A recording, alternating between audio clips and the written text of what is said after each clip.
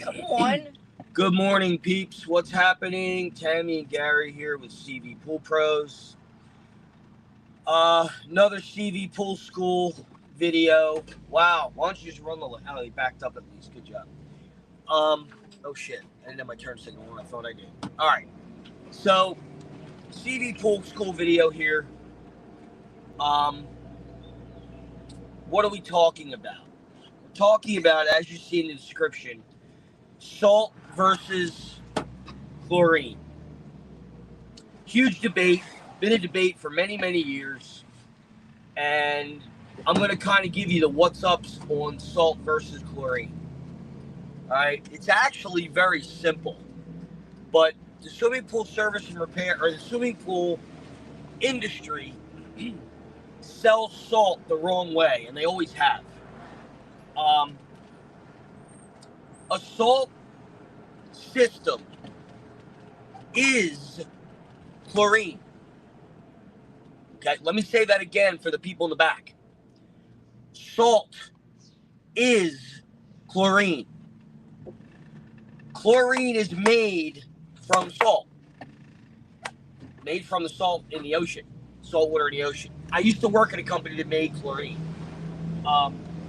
It was a pool company, but they also used to have big vats of chlorine out back. So I learned about it. I learned how it was made. So salt is chlorine. Now, by that I mean you put the salt in the pool. Okay. Some of them are 3,200 parts per million. Some are 3,600 parts per million, and some call for 38 parts per million. It just depends on the salt generation system that you have. But what happens is when that salt passes through the salt, the salt in the water passes through the salt cell through electrolysis is turning that salt into chlorine, turning that salted water into chlorine, liquid chlorine. Now, that being said,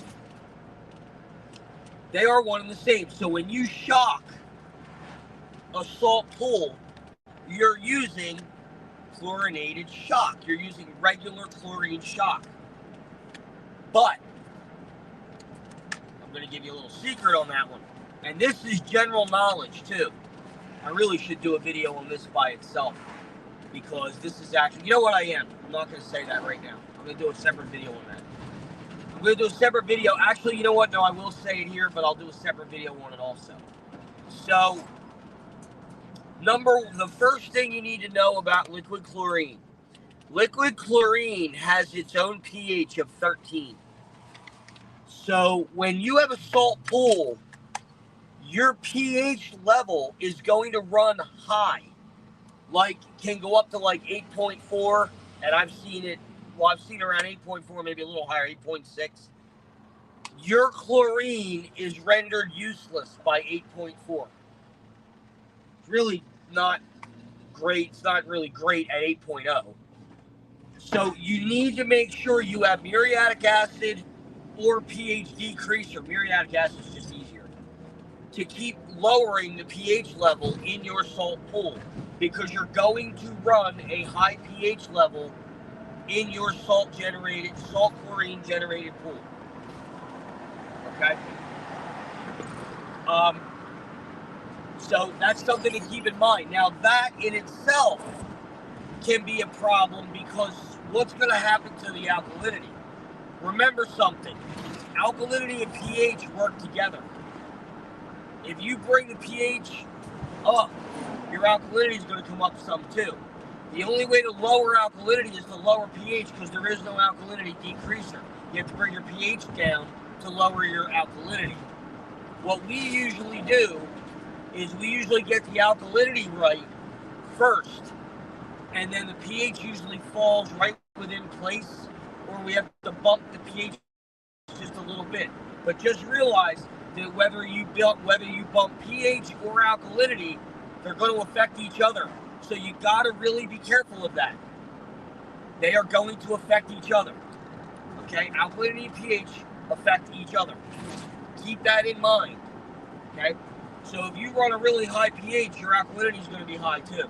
May not be ridiculously hot, but it will be higher than it should be most of the time. Again, every pool does act different, but this is the general rule of thumb. Okay? Now, shocking a chlorinated pool in general, not just salt chlorine, not just salt generating chlorine. There's two different types of shocks out there, and again, I'm going to do a separate live on this, but I'm going to say this on here because it is pertinent to chlorine in general. There's two different types of chlorine. There's a regular chlorine shock. Now I'm not talking about liquid. I'm talking about the granular 1 pound bags or the granular in the tub that you scoop and you throw into the pool. Granular chlorine. Regular granular chlorine, whatever percentage it is, it doesn't matter. 2%, 20%, 50%, 70%, doesn't matter. When you put that in your pool, whether it's it's out of the bag, you rip the bag open, you drop it in, or you take it in a scooper, scoop it out of the bucket, toss it in, whatever. If you do it that way, no matter what the surface of your pool is, you need to make sure you brush it into the water of the pool so that it dissipates into the water. It dissolves into the water. Never leave it sit on the bottom of the pool, especially a vinyl liner, but you never want to leave it sit on the bottom of any pool. On a vinyl liner, eventually what it's going to do is it's going to bleach the liner, and then it's going to make it really brittle. Okay? And to the point where eventually it's going to just crack and split open. I've seen it happen. Aqueduct. Oh, yeah. So, that's number one. The other way with regular shock that you can do it if you want to be a little safer, you can actually create liquid chlorine yourself by getting a bucket of water, taking the shock, putting it into the water, and mixing, stirring it. It dissolves into the bucket, then you throw the bucket of water in. Just make sure that it's all dissolved. If there's any residual left over when you put it into the pool, just brush it into the pool. Now, one thing to know, never, ever, ever, ever, ever, ever add water to chemical. Always add the chemical to water. Never, ever, ever add the water to the chemical. Always add the chemical to the water. Okay? Yes, there is a reason for that. It's safer. Trust me. Okay? I'm not going to go into all the scientific bullshit. All right? Now, so I'm going to talk about this next subject. This next subject is very important for people to understand. Non-chlorine shock. What is it? Not Baquasil or anything like that. I'm not talking about them. I'm talking about a shock that is sold for chlorine pools that is a non-chlorine shock. Yes, you do use non-chlorine shock in a Baquasil pool. And I forget what the other non-chlorines are out there. I don't ever mess with any of them. They don't really use any of them anymore. But a non-chlorine shock. Here's what non-chlorine shock really does. They sell non-chlorine shock as you can throw it into your vinyl liner pool and you don't have to brush. Here's what non-chlorine shock does. And a lot of companies don't know this. I learned this from one of the best pool guys I ever worked for. He was amazing. His name was Pud. He was unbelievable. He taught me this many, many moons ago. So, what non-chlorine shock actually does, you have two different chlorine readings in your pool. And if you have the test strips like we do, it'll show free chlorine and then total chlorine. There you go. Okay, you can't see it, but free chlorine and total chlorine. What's the difference? Here, I see it. Here's the difference. And this is textbook definition difference in the pool industry. Free chlorine is the total amount of chlorine available currently in your pool to sanitize the water or to attach to a contaminant. That's free chlorine. Total chlorine. Total chlorine, by definition, is the total amount of chlorine that is in your pool, both free and already attached to a contaminant. Now, what some companies call what? Yep, stay over here. Some companies call the already attached chlorine dead chlorine. It's actually called chloramines. And if you know anything about automotive, let's just say you're a mechanic, hydrocarbons is unburned fuel in a car. Chloramines is the aftermath, is used up chlorine. It's called chloramines. That is what you smell in a pool. So if your chloramines are high, which means you have a lot of chlorine that's already attached to a contaminant, it usually means you need to shock the pool. There's not enough free chlorine to attach to new contaminants that get into the pool. It needs more chlorine. You're smelling the dead chlorine or the chloramines that are already attached to contaminants. That's what you're smelling. That's what's giving off the odor. It's not that the chlorine's too high, it's there's not enough. A lot of people don't know that. Now, how do you adjust your chlorine level? Let's say you have a 20. Let's just round numbers. You have a 20 total chlorine, and let's say 15 parts per million of that, or let's say 10 parts per million of that is free, and 10 parts per million is already attached to a contaminant, and you have no free chlorine. How would you get the free chlorine that's wrapped up in that total and bring it back to free without adding to it? That right there is what non-chlorine shock does. You add the non-chlorine shock to the pool, brush it in, and that non-chlorine shock pulls the free chlorine out of that total number and brings it back to free without adding to it. So in other words, you're going to take the 10 parts per million of free chlorine that are locked up in the total, you're going to bring it back to free, and you're still only going to have that 10 parts per million of free chlorine to now work on cleaning the pool. That's how you do it. Now, can you break that down into dumb terms? Hun, that's his dummy terms. Is really I mean, if you can't follow that, you should take care of your Some people pool. might go, what the hell did you just say? Well, you're gonna have to listen to it a couple times to get it. Maybe. I can't really break that down anymore.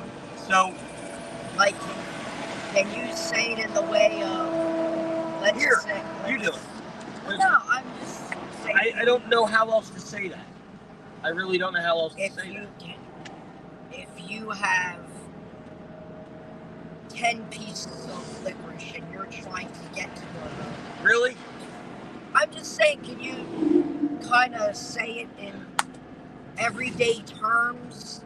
Hun, I just did. Because people... I didn't use any big words. I didn't use any... I just said it as simply as I could. I don't know how else to say that. Hopefully you guys got that, because I really don't know how else to describe that. I mean, somebody has another way, let me know in the comments, and I'll do it another way, but I don't really know how else to say that. If you have free chlorine that's wrapped up in your... Okay, so let's do it this way. What's free chlorine? I did! Oh. Were you not listening? No, because I'm too busy taking care of Hun, this here. I already did explain all that. I explained what free chlorine is and what total. I already did. Okay, she didn't hear that part. That's why she's giving me shit. Okay. I'm not giving you shit. You're giving me shit. Anyway. Making a statement So, because there are people that are going... I already did explain it, so let's move on. So, that's what non-chlorine shock is really for. Okay, non-chlorine shock is non-chlorine. There's no chlorine in it. It doesn't have chlorine in it. Non-chlorine shock. So if you have no chlorine in your pool at all, let's say you fill your pool with your hose. Well, can't really say that because, believe it or not, whether you realize it or not, if you go test your tap water, a lot of tap water has anywhere from 1 to 3 parts per million. We did it at our house. Because how the hell do you think? And here's something for people that use Baquasil and way to run that red light and all these other non-chlorine sanitizers. When you go to your sewage treatment plant, do you know how they treat your water? Chlorine. They use liquid chlorine to treat your water. Why would they not use a non-chlorine sanitant like Baquasil? Because it doesn't frickin' work. That's why. Baquasil sucks. I've had to use it before. I had a customer that had it many moons ago. And there's others out there. Baquasil is really old. There's other ones out there. I don't remember what they are, and I don't care because I won't deal with those pools. They're a pain in the ass. And here's the thing. Most people that have Baquasil or that non-chlorine sanitant, which I'm not even going to call it a sanitant, but that's what they call it. When they have to clean their pool, like if they open their pool and it's green, guess what they clean it up with? Liquid chlorine or chlorine. Best thing is to use is liquid.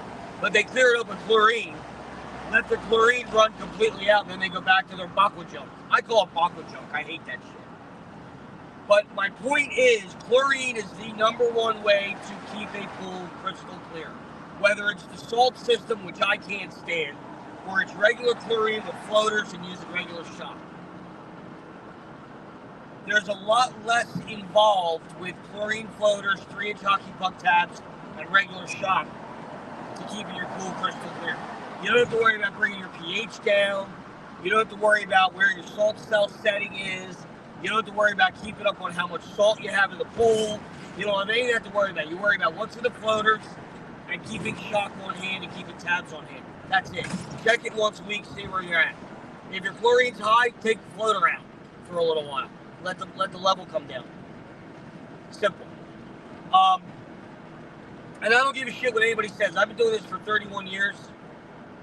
I've watched people get rid of salt because they said shit's a pain in the ass. It's too up and down. It's not consistent. And they're right. It's really not consistent. If you were to actually take your readings, guys, there's a lot of people out there that don't take any readings. They just throw shit in the pool. We know because we talk to a lot of them. Oh, my pool's easy. I just, when I start to, feel slimy on the walls, I throw chlorine in it. Okay, that's not how that works. You're not supposed to feel slimy on the wall. You're supposed to do that before that starts. Because once you feel slimy on the wall, guess what? That means you already have algae. That is algae. That would be, you would want to put in a bottle of algicide. And yeah, you would actually want to put in a bottle of algicide too. But, you can't. But anyway.